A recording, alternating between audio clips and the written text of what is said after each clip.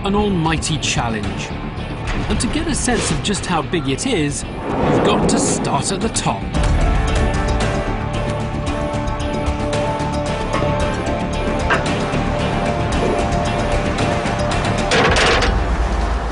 Oh, crumbs. This is the Forth Road Bridge, just north of Edinburgh. Here you want to hold on. It looks magnificent, but key parts of it are wearing out. And in the waters of the Forth below me, they're just laying the foundations for a brand new bridge. All over Britain, it's the same story. Much of the civil engineering that holds our country together is no longer up to the job. You see, Britain needs more than just a lick of paint. It needs some serious work. It won't be easy, it won't be cheap. But if we're ambitious for our future, there's no better time to get on with the job of building it than right now. So I'm out to discover why infrastructure is suddenly a hot topic. I'll show you how we've rediscovered the knack of pulling off those really big projects. And we'll see what lessons our history can teach us today.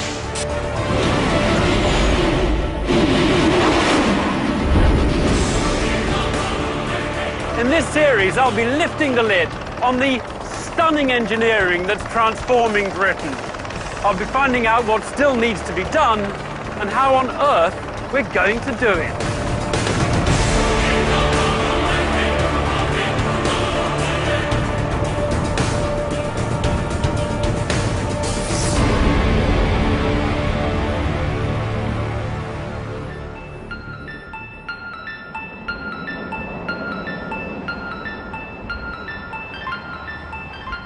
Tucked away in a narrow corner of West London, in the shadow of the A40, is a remarkable project. It busts a myth that Britain can't pull off epic engineering. This is one of the most ambitious, most complex, most expensive infrastructure projects you'll find pretty well anywhere. This is just one site of Crossrail, the new east-west railway right across London. Now, to get the measure of it, I've got an appointment with Phyllis, and I'm told she's not to be messed with. Phyllis is one of Crossrail's 8 vast tunnel boring machines which are about to worm their way under London. She's from Germany, she carries quite a lot of weight, and she costs £10 million. But for that, you get a lot of tunnelling. It's only when you see her teeth that you realise just what she's capable of. We've arrived at a bit of a moment, actually, because they've got this tunnel boring machine, weighs 1,000 tonnes, 150 metres long, just a few centimetres of clearance above it, and they've got to slowly inch it down towards the point at which it's actually going to dig.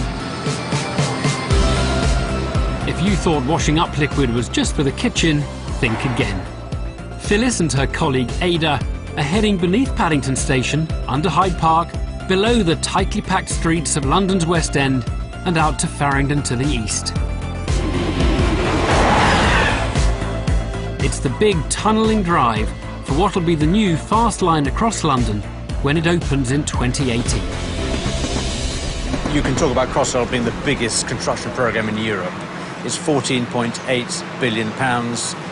We're digging 50 kilometres of tunnels under London, and if you get on a train at Maidenhead and get off at Shenfield, then that's about 120 kilometres long. So this is as big as they get. And as I enter the tunnel to see Phyllis in operation, I'm left in no doubt what an extraordinary machine she is.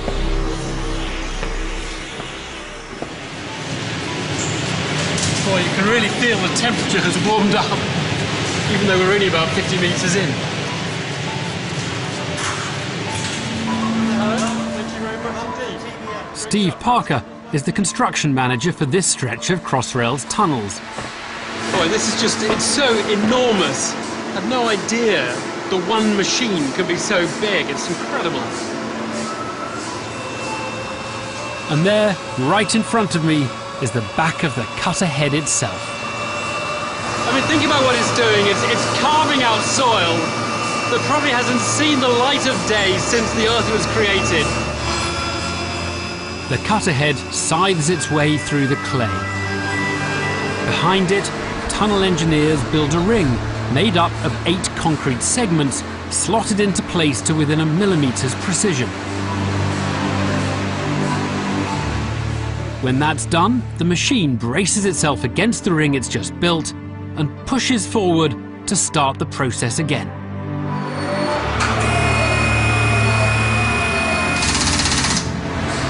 It's amazingly fast, isn't it? How fast you're moving. What, 100 meters? 100 meters a week? I'd like to think that we could double that, because we're looking at the long average. The long average would be 100 meters a week. So to get the high output, we need certain months, weeks, with a higher output than that. But what's amazing is we're seeing that here. When it's all up and running, there'll be another one next door being done at the same speed. And then there are going to be other ones dotted around building other pieces of Crossrail simultaneously. Yes, there's another on Crossrail. There is 8 machines in total. But this isn't just engineering for engineering's sake. Phyllis is on a much bigger mission. There's news today about the new Victoria Walthamstow Underground. Tunnelling has begun at a number of places. The line will take 5 years to complete. When people tunnelled under London in the past, they did it for a reason: to enable the city to keep growing. London must have people moving about in it freely. A movement which is as vital to its life as the circulation of the blood is vital to the human body.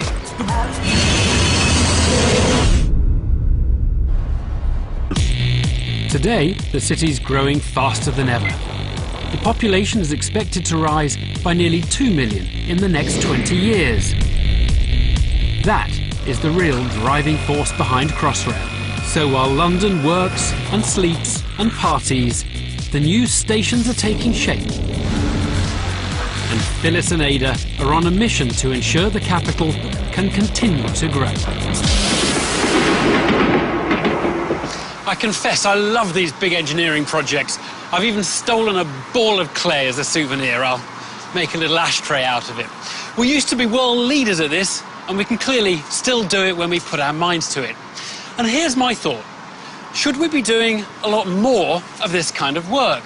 Now, I know I'm biased because I like it, but isn't there a case for investing 2 or 3 times as much in infrastructure? Simply to get Britain ready for the future.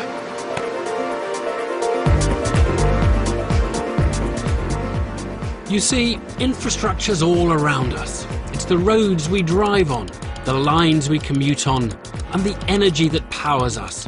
It's what makes Britain tick. And it's the flavour of the month right now. All our main political parties say we need more of it. But why? Well, our problem right now is that our infrastructure hasn't kept up with the changes that have been occurring around us. In fact, some of it is wearing out. Oh, my goodness. What a view. Little diddy train going over the Forth Rail Bridge. Here on the Firth of Forth, just north of Edinburgh, it's not the iconic Victorian rail bridge that's the problem, but the 20th century road bridge. And its story is a neat little tale about how our infrastructure was once world class, but hasn't kept pace with a changing world. Back in the post-war years, there was no road bridge here. Instead, there was a ferry, a slow and cumbersome substitute in an age of speed. When will you be near me, darling, won't you make it soon? But that was a problem for the Scottish economy. The crossing was a vital link between Edinburgh and the north of Scotland, and plenty of time was wasted waiting for the boat to come in. Every star above. though some found a way to while away the hours. The queues of cars, longer each year, were a visible argument of the need for a new bridge, a road bridge. Have you heard about that swinging road, the suspension bridge across the river Ford? So, in the late 50s, construction started on a new road bridge. Bridge that links us to the north, oh, that wonderful In a rather different era for health and safety. oh yeah, that wonderful bridge that links us to the north. At the time, it was the biggest outside America, a symbol of Britain's skill at civil engineering. The north.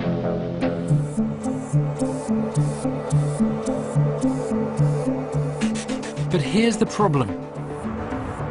The bridge was built with capacity for 12 million vehicles a year. It seemed like a wild overestimate back in the 1950s, but it hit that number 25 years ago. Today, the bridge carries more than 24 million vehicles a year, and it's showing the strain. The constant maintenance work is once again causing delays. So what are the kinds of problems that you're finding on this bridge now? It's corrosion in the main cable is an issue for us, but the deck itself has suffered with the heavy goods vehicles that have been passing over it every year, and we need to replace joints and components of the deck, which unfortunately means carriageway closures. And it's seen as such a critical piece of infrastructure. It's probably worth about £2 billion to the Scottish economy each year. So if this is out of action, then the Scottish economy is severely hit. The Scottish government's decided it can't keep patching and mending the old bridge, and so it's starting anew.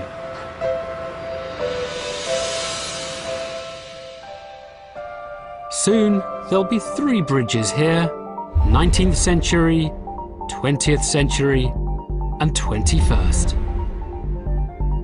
The great news is that British bridge building's moved on since the 1950s, and the new crossing will be a cable-stayed design, where the load is spread across multiple cables rather than the 2 on the old suspension bridge.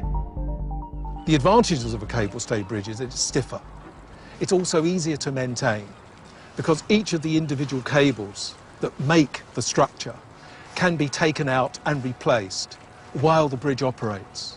I mean, when you imagine it's 3 kilometres from bank to bank, and the structure is this ribbon of 5 metres depth from one end to the other, of continuous geometry. Absolutely beautiful. In the last few months, the vast caissons have arrived, the big cylinders which they'll sink into the Forth to enable construction of the towers for the new bridge. They're the first pieces of Scotland's biggest infrastructure project for a generation. But there's another thing going for it too. Although it'll cost £1.5 billion, it's a useful fillip to the local economy at a difficult time. From the rocky canyon where the Columbia River rolls. Ever since America built vast projects like this, the Grand Coulee Dam, during the Great Depression of the 1930s, infrastructure's been seen as one of the most effective ways of creating jobs. Just about the biggest thing that man has ever done. Many believe that the historical lesson applies today, and Britain should be digging her way out of a slump. There's a big argument over that. Makes the Tower of Babel. Whether we should build things to boost the economy. In any event, these projects aren't a quick fix. It's taken 5 years to get the new Forth Bridge to where it is today, directly employing 1,200 people. Now, I wouldn't be one to argue that we should go around building bridges and tunnels simply to create jobs for construction workers. But if you know you've got to build one anyway, doing so at a time when there are unemployed construction workers and when the economy is in the doldrums, well, that makes an awful lot of sense.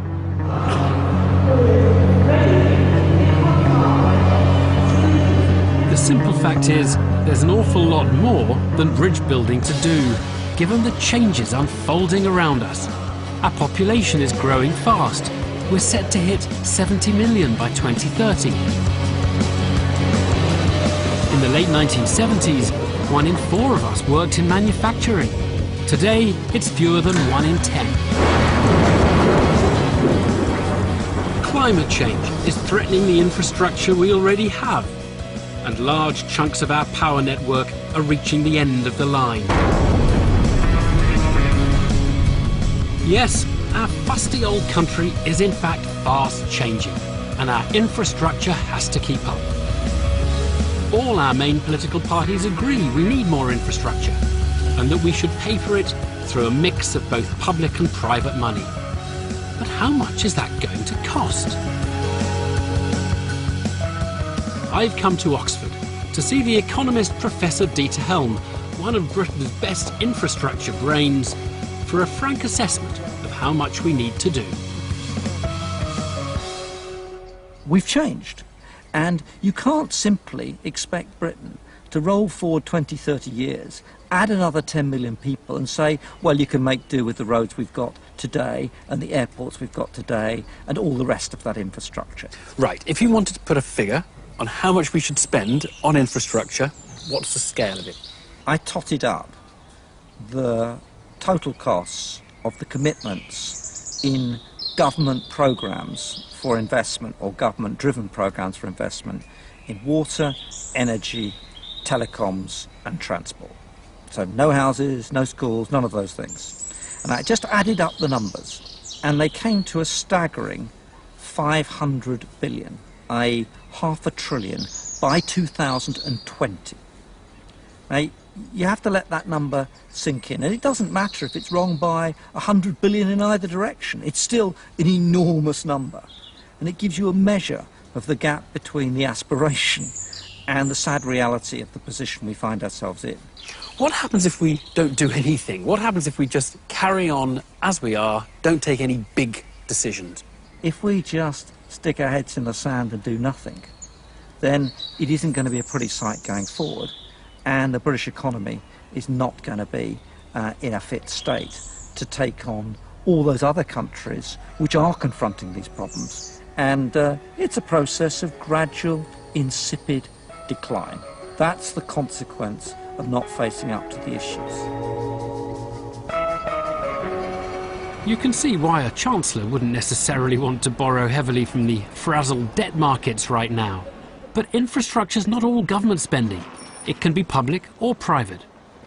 What is true is that in the end it's us who have to foot the bill, either as consumers or taxpayers.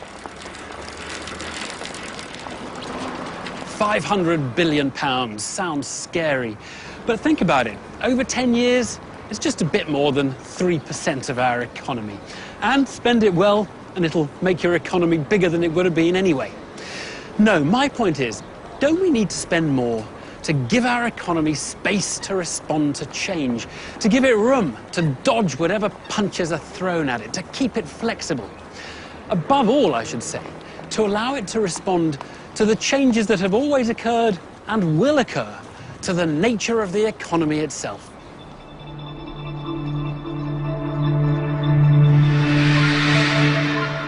Here's the really tricky bit about infrastructure. None of us know what direction our economy will take in the next few decades, but we still have to prepare for it now. So we're bound to get a lot wrong, just as they did in the past. This is Kielder Water in Northumberland, the biggest man-made reservoir in northern Europe. It's a beautiful part of the landscape of northeast England, but it is just 30 years old this year.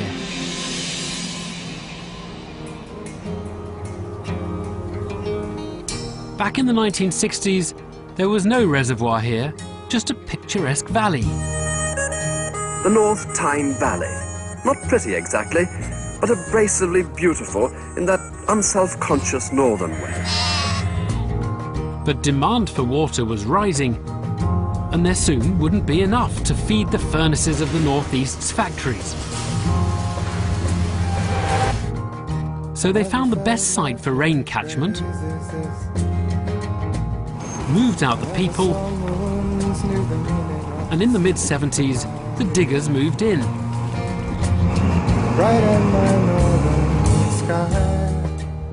The lake, 7 miles long and 4 miles wide, will be bigger than Ulsterwater. By 1982, it was ready for its grand opening.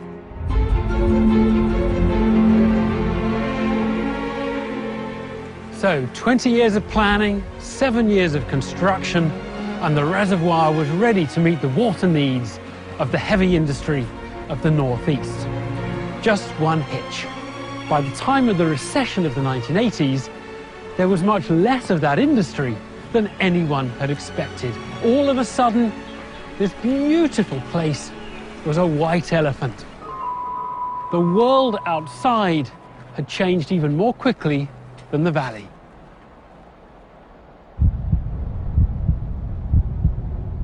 Kielder is a monument to the way the British economy has evolved in recent times. But that doesn't mean we shouldn't have built it. You'll always get forecasts wrong. That's in the nature of infrastructure. Think of it as an insurance policy which didn't get used.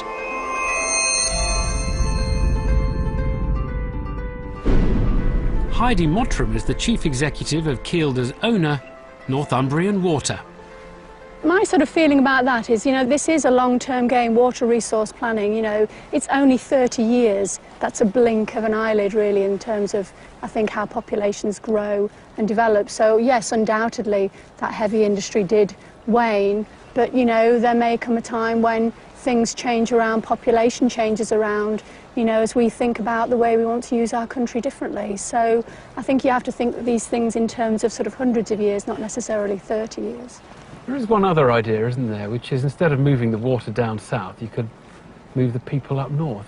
Well, that's one where I do think that we should seriously give that some thought. This is not only a very beautiful part of the country in which to live with a fantastic quality of life, but it can welcome, the industries that need this resource. It can welcome additional population growth, and that's got to be, I think, a sensible, sustainable thing to do, hasn't it, to, use the assets that you've got in the best possible way.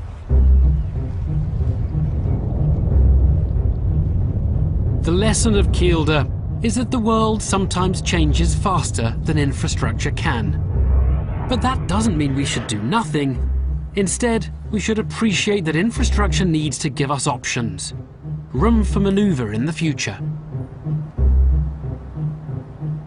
A really interesting question to ask is, what kind of economy do you think we're going to have in 20 or 30 or 40 years' time? Are we really going to be able to survive on a service-based economy? Is the future just a bigger and bigger Canary Wharf? Is it just more and more large accountancy firms in the middle of London? Because if that's the future, then you should stick the infrastructure in the south, and you should provide stonking good airport facilities, broadband, urban transport systems, etc., for all those city slickers that we're going to have in the future. If, on the other hand, you think that that model has had its time, just like our old manufacturing had its time in the 60s and 70s, and we're going to move a bit back towards manufacturing, then you have to ask, well, what sort of infrastructure would that need? And here's the chicken and egg question. If you don't provide the sort of infrastructure that a manufacturing economy might need, you won't get one.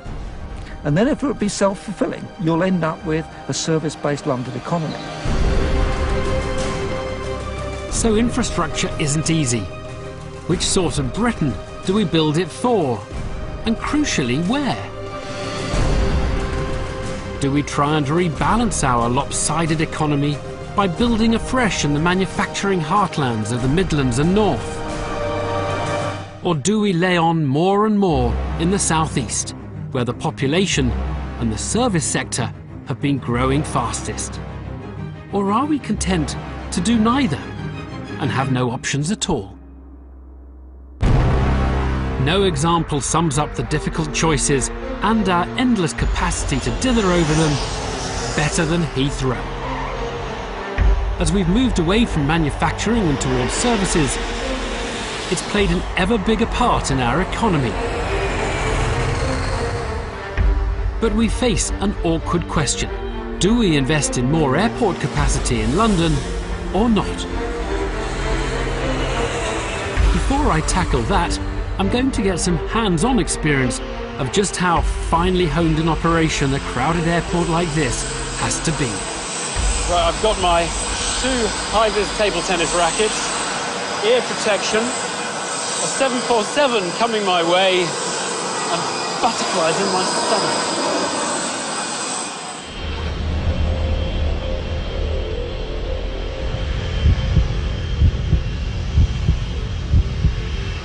I've been entrusted with marshalling this 747 to the stand. That's 400 tons and around 350 passengers out of the 190,000 who arrive and depart here every day. No pressure then.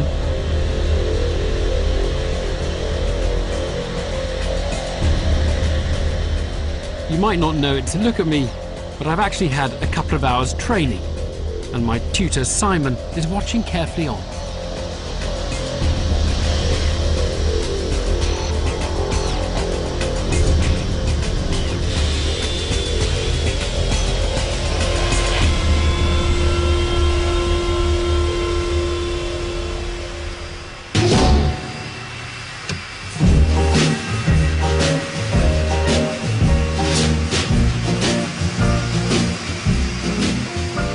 It's a stressful old business, but I did manage to get it bang on the centre line, if maybe half a metre off its mark. Well, the pilot gave me a really bad thumbs down there. He really did. He looked a bit annoyed. I think it's probably because we stopped quite suddenly. Simon. Evan. How did I do? How did you do? Well, for a novice marshaller, that was excellent. 400 tons in your fingertips, and you got it bang on the mark there. Excellent, very well done. It's very, very important to make sure that this aircraft parks on the correct stopping position. Because if he doesn't, they can't get the passengers off, exactly. And Heathrow's operating at 99.2% capacity. As soon as an aircraft pushes back off of a stand, another one arrives onto a stand. There are people waiting to turn that aircraft around as quickly and as safely as possible. And occasionally, planes are queuing up waiting for their parking space, really, aren't they? Correct, but provided that we have a blue sunny day today, then everything should be working like clockwork, but thankfully a good day today, and very well done. That was really, very, very good. Marshalling day is over. Most planes are now guided automatically to their stands, though some are still marshalled by the experts. The airport has seen phenomenal change in its 65-year history, and it's reacted to it in a very British way. Because whereas other countries have master-planned their big airports, Heathrow is a classic case of build as you go. Civil flying gets going again, and Britain begins the fight for her old place on the skylines of the world. It was built as an RAF base and handed over to civilian use in 1946. That year, it handled 63,000 passengers from tents alongside the runway. Here, a major air junction is being operated, while the buildings and runways are still growing up around it. By 1951, it was shifting 800,000 passengers a year and rising. It's managed to keep raising the number of passengers year on year because planes have got bigger and by gradually building bigger terminals. The architecture and interior decoration in this building provide an atmosphere in keeping with its importance as one of the greatest centres of international air traffic in the world. Today, it's still building, and it handles 69 million passengers a year, of no more runways than it had in 1946. That means the people who make this place tick have been forced to become ever more ingenious to get the most out of what they've got. The airport seems to build piece by piece. They've never quite finished it, and there's always something else going on. How does that affect what you guys do? Well, that adds to the challenge and the complexity every day because it's like a big fluid jigsaw. All the planes keep coming and we have to find a space for them, but the picture keeps changing. Bits of taxiway are taken away from us, so we have to work around that. Stands are closed, etc., etc. Give me some of the tricks of the trade that you guys use when you're trying to get the maximum use of the runways. It's not a first-come, first-served basis. we get the aircraft and we shuffle them around at the runway to maximise the runway use. Here's what Dave and his fellow controllers have to do. If they put big planes in front of small planes, they have to leave bigger gaps to account for the vortex the big planes leave in their wake. So instead, they try to bunch planes of similar sizes together to reduce the gaps. So when I am in a plane circling around somewhere over the southeast of England, that's because you're shuffling my plane into the right kind of queue to get the most out of the runway. That's correct. And I don't apologise for that. It's all about maximum runway usage.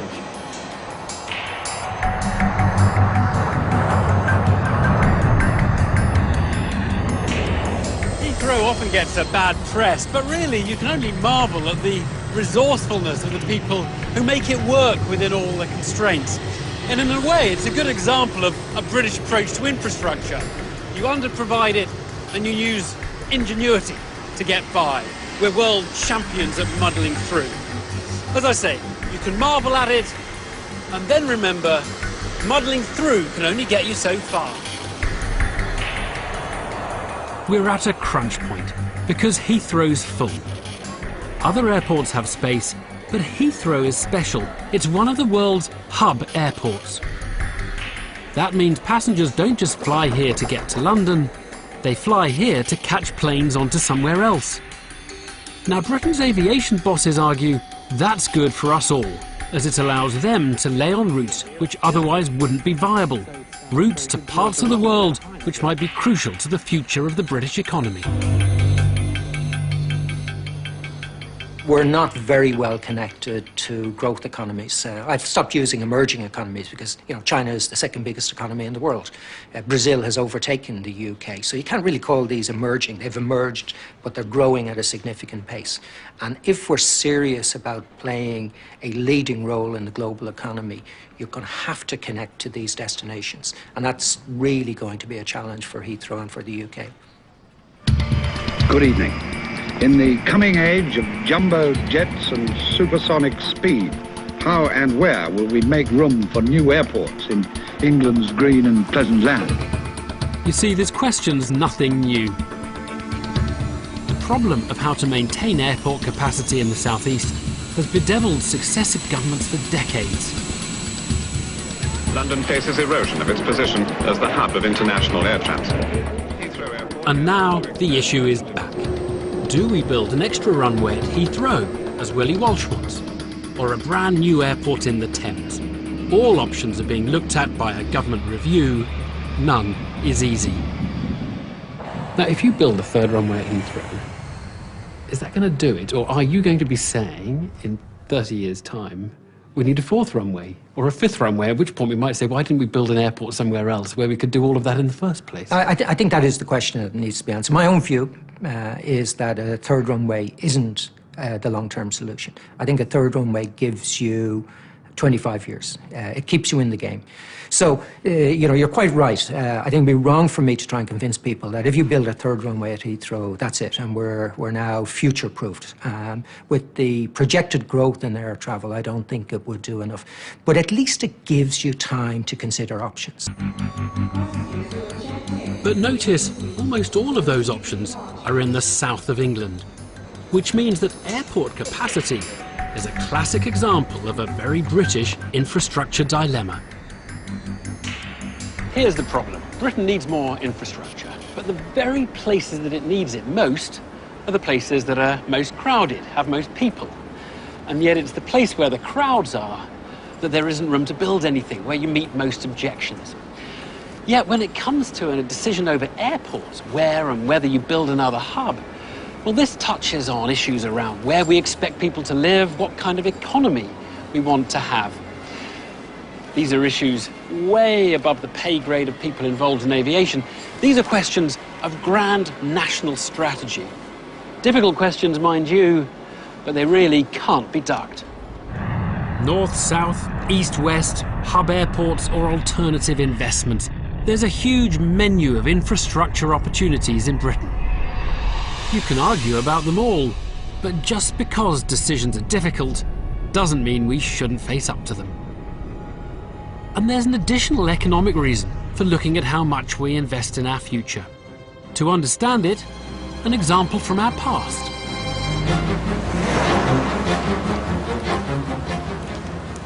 It's pretty obvious that we have the power to change our infrastructure. What's more interesting is that infrastructure has the power to change us, to be transformative, to alter our behaviour, our way of thinking, often in very unexpected ways.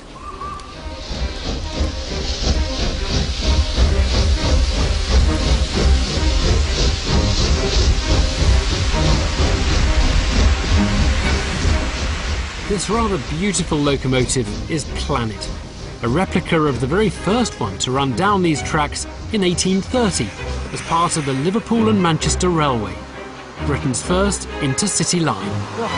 Warm up here. Today, it's part of Manchester's Museum of Science and Industry. But back then, it was 30 miles of track, which changed Britain forever.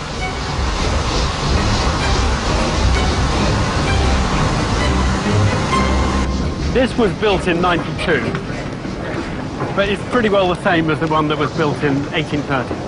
Visually it is, but it's made with modern materials, and we've got modern safety features, like brakes. Did they really not have brakes originally? They were more interested in making it go.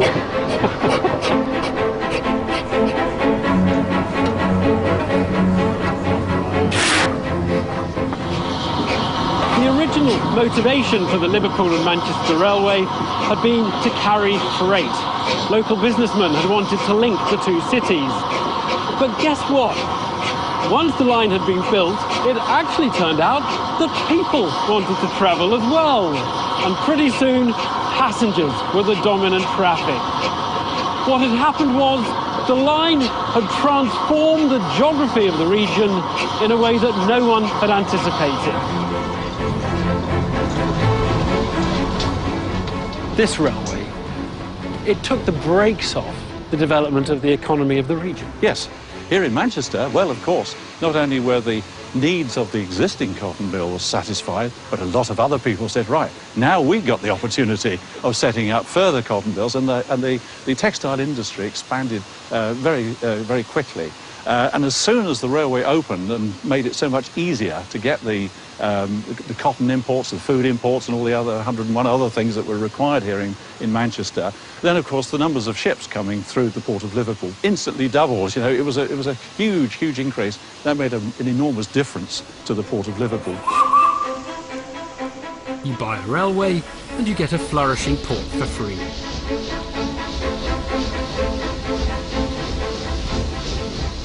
The Liverpool-Manchester Railway showed how infrastructures had a transformative effect on Britain's economy in the past. When you bring people together, you create new economic opportunities that you couldn't have anticipated. There are huge benefits to shrinking distances between people. It made our economy more productive back then, and there's evidence it can do that now. And there are plenty of ways to do it. Go further and faster in linking the cities of the north of England, for example. Or go further and faster in creating space for London to grow. We can use infrastructure to bring people closer together. But the question is, where should we focus our investment? If we spend all our money around London, as it sometimes feels we are doing, well, then you drive people to London. It becomes self-fulfilling. That's not a very good idea. If you don't spend money in London, you invest it all around Manchester, for example, well, then you're in danger of choking the economy in London, which is a fast-growing part of the country. So that's not a good idea. Isn't there a case for doing both, for investing everywhere? Maybe we just have to give our country some options.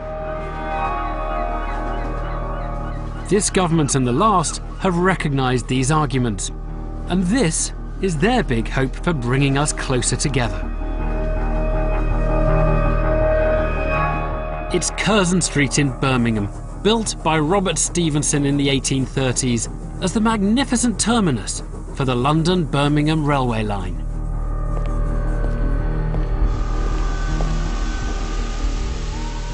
Today, it's rather faded, But there is a plan. It's the proposed site for the new Birmingham station for High Speed 2. The new fast rail line from London to Birmingham, and in time beyond that to the north. The government hopes it can shift the nation's centre of economic gravity. Doug Oakervee is a wily infrastructure veteran and the Brit who oversaw the building of Hong Kong's new airport in the middle of the South China Sea in the 1990s. Today, he's got an even bigger job on his hands, making High Speed 2 become a reality. Right, Doug, looks like a bit of a wasteland at the moment. Some might call it a nature reserve or a park, but what is this going to be if you get your way? Well, this is going to be the real hub of High Speed 2. This is Birmingham Station, with the platforms going off in that direction. And the old Curzon Street station that was built in 1838 will be brought back in to the new station and refurbished completely. So bringing the original history of Birmingham's railway from 1838 up to the modern day. Infrastructure has the power to change the geography of the nation. We're talking about shrinking the distance between Birmingham and London. What does that do? Does that accentuate the concentration of activity in London, which already has a lot of activity in it, or does it disperse activity out of London? I think it'll probably do both things. I mean, it'll make life very much easier for those who want to commute to London.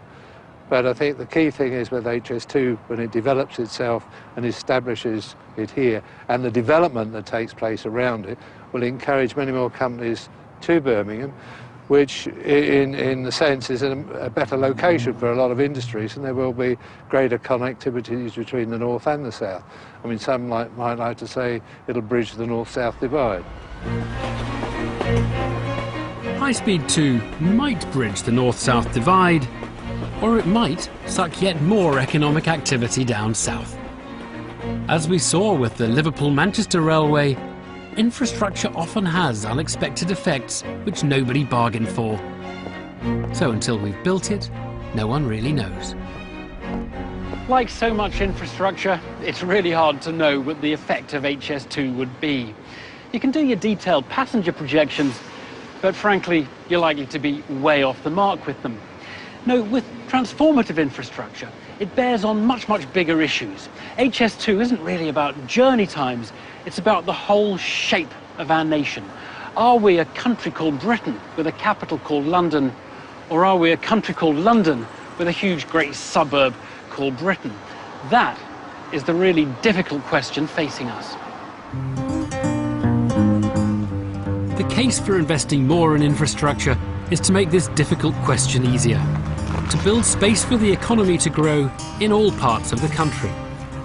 But wait, there's a case against too. Not just the financial cost, but the effect development has on our quality of life and environment. It's a case that has to be answered. This is the practice of Norman Foster, a British architect with a global reputation. He's designed infrastructure around the world, including airports in Hong Kong and Beijing, and he has his own vision for how Britain could and should invest more. I've come to see how he answers the critics, those who think more infrastructure means concreting over Britain. We probably have the greatest heritage in the world in terms of inspirational individuals. You look at Brunel. He created tunnels, bridges, ports, ships. I mean, the breadth of that ambition, we should be creating in that spirit for present generations as they grow older, future generations unborn. Do you recognise that there are a lot of things we want to leave younger, future generations? We want to leave them a country that is intact, that is beautiful, and that where nature has been preserved. And for every Brunel fan out there saying Brunel is the sort of Great Britain who it represents the best of our nation. And there are lots of others. And there's another one saying it's the countryside that represents the greatest asset we have. It's that. And I wonder whether at least you recognise that there's this, perhaps a bit of a conflict. There's always a conflict. It's always a balance. Of course, at the same time, we can preserve the countryside. We can integrate infrastructure in the countryside in another great tradition, the landscaping tradition of a century earlier, before the Industrial Revolution. What happened to that landscaping tradition? Why is that seen as something separate from infrastructure? Now there's a thought. In recent years, the story of British infrastructure has been a string of costly battles between developers and protesters, with both sides digging in. But does it have to be a battle? Is it possible to build for the future while preserving our natural heritage?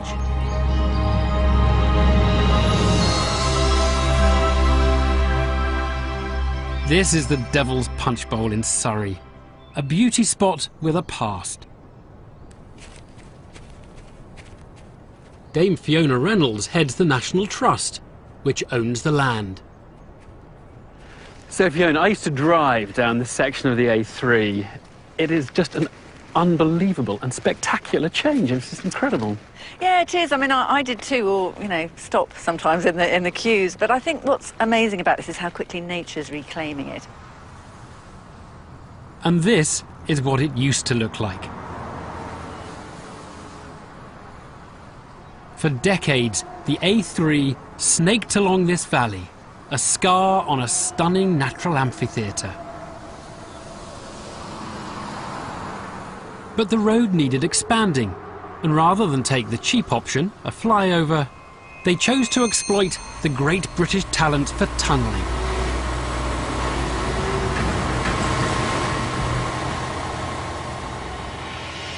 I mean, it was phenomenally expensive, actually. Yeah, it was. It was about £370 million, which is an enormous amount of money, but the benefit is absolutely huge. And the alternatives were horrific. I mean, there would have been a kind of huge kind of flyover across the Devil's Punch Bowl, one of the most important landscapes in southern England. OK, so we know you like infrastructure, expensive as it can be, that improves the countryside. What about your view of the stuff that doesn't improve the countryside, but maybe gives us jobs, development, homes, roads, transport, all those things, other things that we want in our lives? We always, as a society, have aspirations for the future. We have aspirations to get places faster, we have aspirations for the economy, we have aspirations for jobs, but we also have aspirations for quality of life. And I think what's happened over the years, and I've seen this in practice over many years of being involved in the environmental movement, is infrastructure projects are led by economic benefit, and then it's almost the environmentalists have to kind of campaign against. And what we've been trying to do over the years is to say infrastructure projects can deliver more benefits than the single economic driver that started them off. And if you can find ways of meeting all those objectives, environmental, social, as well as economic, then actually you get a product that is better from all perspectives and is the right thing to do for the long term.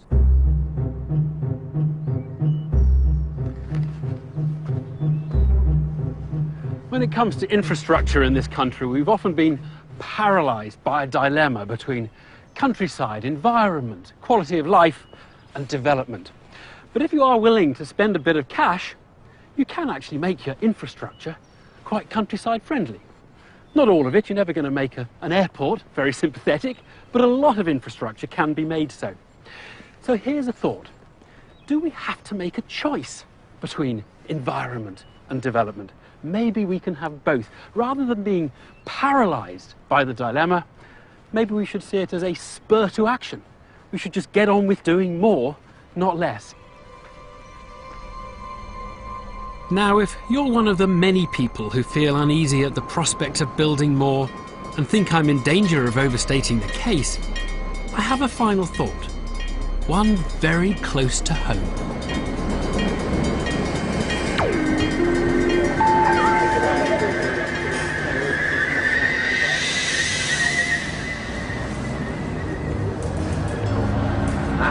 This is Ashford. The train now standing at platform 2 is the 11:21 Southwest train. The old hometown looks the same as I step down from the train, and there's that old oak tree that I This is Ashtead in Surrey, where I grew up. Quintessential leafy southeast England. Arms reaching, smiling sweetly. It's good to touch the green, green grass of home. Today, I'm coming back for the annual Village Day, a festival of candy floss, dog shows and good old-fashioned entertainment. There we go. What do I have to do? The red dot. I've got to land it on the red dot.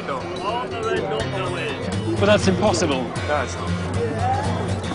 Okay, I've just got a little bit weighed up, got to push it more to the right. I've got to push it quite a bit harder.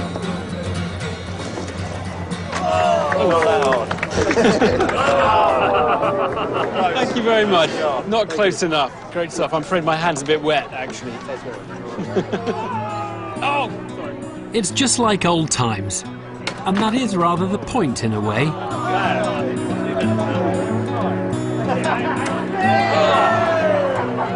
Never win.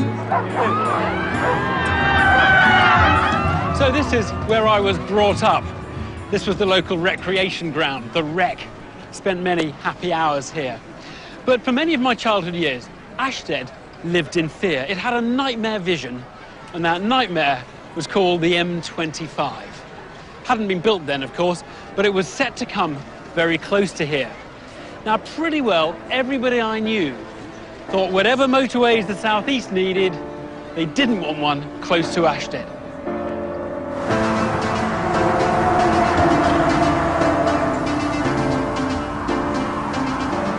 When the M25 orbital motorway around London is completed, it will be 118 miles long, and a journey that now takes 6 hours will be cut to 2. When the route of the M25 had been announced, it brought uproar right around the southeast. The ceremonial opening of a motorway inquiry. And the good people of Ashtead and Leatherhead rallied to the cause. The Transport Minister will have to decide whether or not the M25 Leatherhead interchange goes ahead. We were fired up by what was going to happen to our environment here.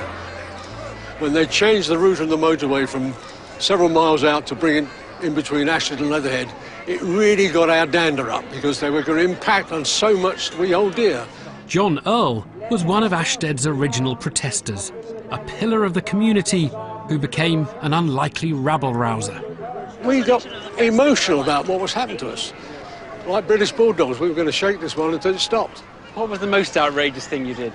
I suppose disrupting the inquiry at Bookham with foghorns, those compressed air things that make a lot of noise, and nasty smells, and generally... Smells as well as noise? Smells as well, yes. Stink bombs? Yes. Being a chemical engineer, you know about these things, so, yes. Looking back on that, am I ashamed? Not really, no. When you get excited about what you're trying to do, you'll do anything to stop and make people listen. But John lost his rather admirable battle. Ashtead got a brand new Junction 9, and the southeast got its orbital motorway. Now, some people are saying that the road is a disaster. I must say I can't stand those who carp and criticise when they ought to be congratulating Britain on a magnificent achievement and beating the drum for Britain all over the world. Here's the thing that strikes me whenever I'm back. Things are just the same. The M25 is far from perfect, but the world didn't stop turning, and Ashtead wasn't ruined. That's my personal feeling, but what about theirs? So I want to ask you a question, so listen carefully. If I could click my fingers and at a stroke remove the M25, so obviously you wouldn't have the noise, and obviously you wouldn't have the motorway to get around. Can I just see, how many of you would like me to click my fingers and remove the M25? How many of you would like to keep the M25?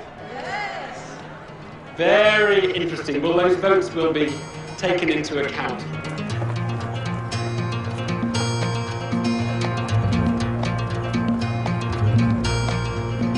Would you click your fingers and hope it went away? I think, to give you an honest opinion, it's got to stay where it is. I wouldn't click it away because the amount of traffic has increased so much. I mean, the roads around here, when the motorway's got a problem at these local junctions, it's gridlock around Ashton, Epsom, Leatherhead. In a twinkle of an eye, you know when something happened on the motorway because all the streets fill up. People are piling off the motorway. Even the local band are called Junction 9 in honour of the motorway. And I think there's something encouraging here, because what a trip to Ashtead reminds me is that while humans often instinctively resist change, when that change eventually comes, we rise to the challenge. So with infrastructure, you find a community adapts itself to the infrastructure around it. They don't want anything new, but give them something new and they'll adapt to that and then be perfectly content. And it seems that's what's happened here.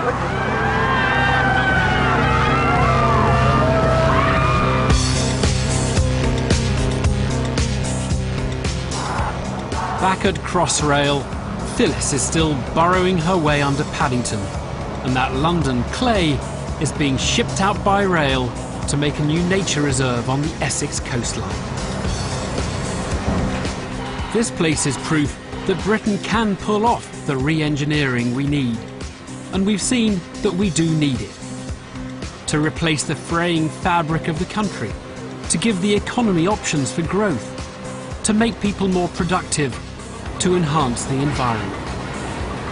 But at £15 billion, Crossrail doesn't come cheap, and nor does the shopping list for Britain's infrastructure needs. Yet if we want to future-proof Britain in a fast-changing world, we might just have to bite the bullet.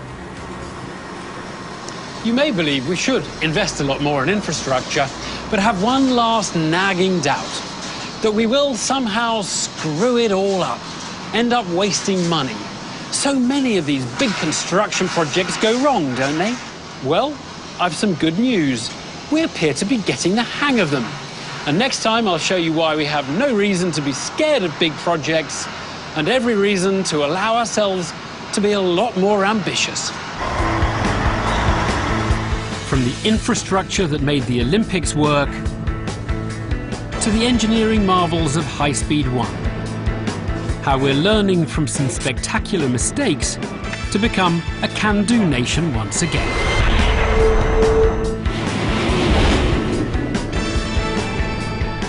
What benefit has the last 150 years of infrastructure development in Britain brought to the country?